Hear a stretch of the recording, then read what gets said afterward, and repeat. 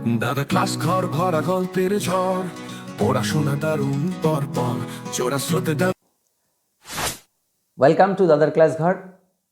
তোমাদের সকলকে অসংখ্য ধন্যবাদ জানাই আমার ভিডিওগুলি দেখার জন্য। আমরা পড়ছিলাম ক্লাস 10-এর lesson 3 the passing away of Bapu. আজ পড়ব তার unit 3 some days after the funeral.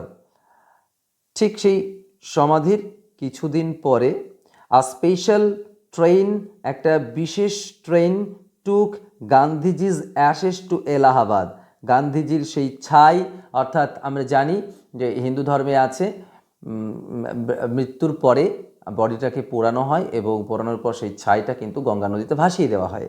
তাহলে গান্ধীজির সেই ছাই এলাহাবাদে নিয়ে যাওয়া হলো। The compartment was ডেকড। এই দেখো মানে বি ভার্ব রয়েছে, ডেকড রয়েছে V3, অর্থাৎ ভার্বের থার্ড ফর্ম।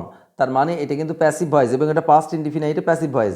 উইথ ফ্লাওয়ার্স, অর্থাৎ সেই কম্পার্টমেন্টটাকে, ট্রেনের কম্পার্টমেন্টটাকে কী করা হয়েছে, ট্রেনের কামরাটাকে ফুল দিয়ে সাজানো হয়েছে। People on the train sang bhajans. যারা ওই ট্রেনের মধ্যে ছিল, যে মানুষগুলো, তারা কি গাইছিল? ভজন গাইছিল, ভজন। People did not weep anymore. মানুষজন আর কাঁদছিল না। For they could feel Gandhiji's presence. এখানে ফর মানে বিকজ। তাহলে তারা আর কাঁদছিল না কেন?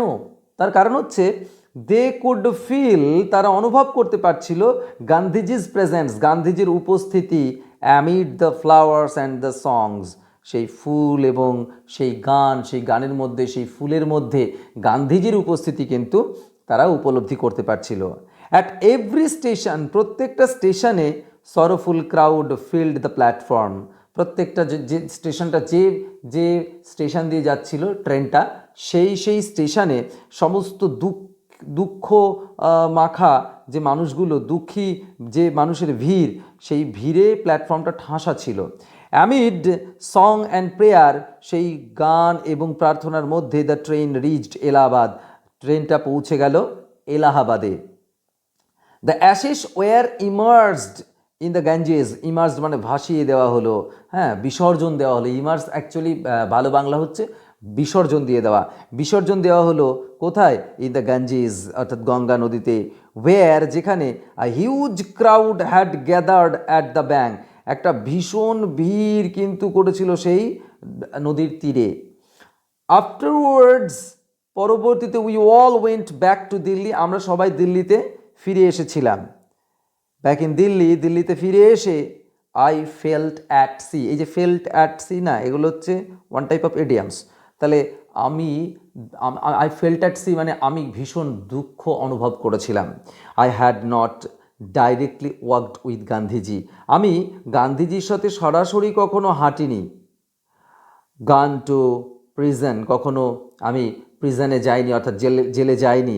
অ্যাট হিজ কল, তার ডাকে। Or made any sacrifice for my country, আমি আমার দেশের জন্য কখনো ত্যাগ করিনি। মাই সিস্টার, আমার বোন, অ্যান্ড আই, এবং আমি, and other young people like me, যারা আমার মতো যে সমস্ত মানুষ, যে সমস্ত জনগণ, হ্যাড বিন মিয়ারলি অনলুকার্স, আমরা ছিলাম কারা? শুধুমাত্র দর্শক মাত্র। হ্যাড বিন অনলুকার্স, হ্যাড বিন সবসময় ওয়াজ বা ওয়ারের মতো এর সেন্স হয়, ঠিক আছে, ওয়াজ বা ওয়ারের মতো।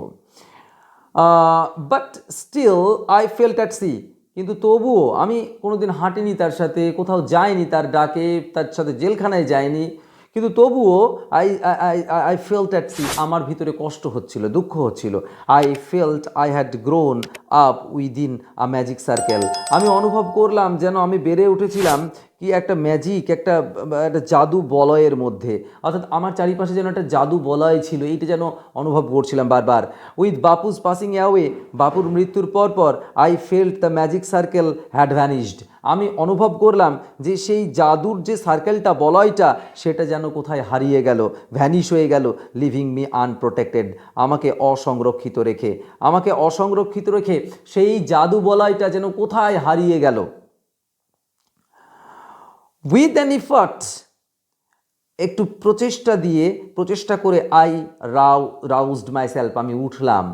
আই আস্কড মাই সেলফ, আমি নিজেকে জিজ্ঞাসা করলাম, had Bapu lived and died for nothing, যদি বাপু বেঁচে থাকতেন এবং কোনো কিছুর জন্য যদি তিনি মারা না যেতেন, how could I so easily lose courage when he was no longer there, আমি কি করে আমার সাহসটা আমি হারিয়ে ফেলছি যখন তিনি সেখানে আর নেই। My values were not so weak, আমার মূল্যবোধ এত দুর্বল নয়। মিলিয়ন্স অফ পিপল, লক্ষ লক্ষ সেই মানুষজন,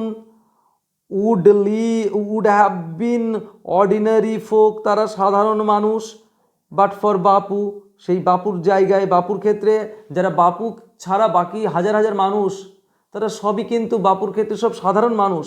and he brought them out of indifference and awakened them to one another suffering, তিনি কি করেছিলেন, তাদেরকে এনেছিলেন সেই যে তাদের ভিতরে যে অনাগ্রহ, সেই অনাগ্রহ থেকে বার করে এনেছিলেন এবং তিনি কি করেছিলেন, তাদেরকে জাগিয়ে তুলেছিলেন, অ্যাওয়েকেন্ড, জাগিয়ে তুলেছিলেন এবং একে অপরের দুঃখে কষ্টে তিনি সকলকে তার মানে স্পিরিট দান করেছিলেন। What if now Bapu is গান, কি হয়েছে, বাপু আজ নেই তো, বাপু চলে গেছে তো কি হয়েছে। উই ওয়ার স্টিল দেয়ার, আমরা তো সেখানেই আছি, আমরা young strong proud to bear his banner before us, আমরা এখন যুবক, আমরা শক্তিশালী, আমরা গর্বিত তার নামের ধ্বজা ব্যানার আমাদের সামনে নিয়ে যাওয়ার জন্য। বাপু হ্যাড পাসড অ্যাওয়ে, বাপু মারা গেছেন, পাস অ্যাওয়ে, ঠিক আছে, but his India would continue to live, তার সেই ভারতবর্ষ, তার সেই স্বপ্নের ভারতবর্ষ কী হবে, কন্টিনিউ, চালিয়ে যাবে, to live in his children, তার সেই সন্তানদের মধ্যে দিয়ে। অর্থাৎ ভারতবর্ষে বাপু নেই তো কি হয়েছে, সেই বাপুর ভারতবর্ষ, সেই বাপুর ভারতবর্ষের শিশুরা চালিয়ে যাবে সেই ভারতবর্ষকে এগিয়ে নিয়ে যাওয়ার জন্য। আজকে আমাদের লেসন 3 অর্থাৎ পাসিং অ্যাওয়ে অফ বাপু শেষ হলো। ওয়েট করব পরবর্তী ভিডিওর জন্য। Thank you.